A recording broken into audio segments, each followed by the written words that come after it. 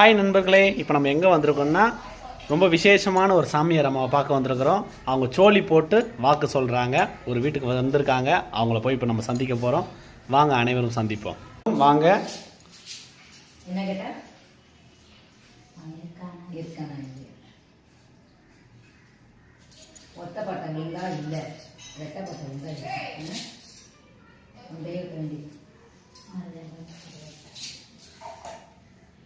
ராம இருக்கானா இல்லை.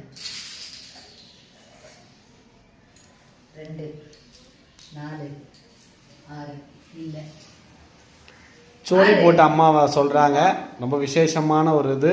ரெட்டப்பட்ட விழுந்தா இல்ல, ஒத்தப்பட்ட விழுந்தா இருக்கான்.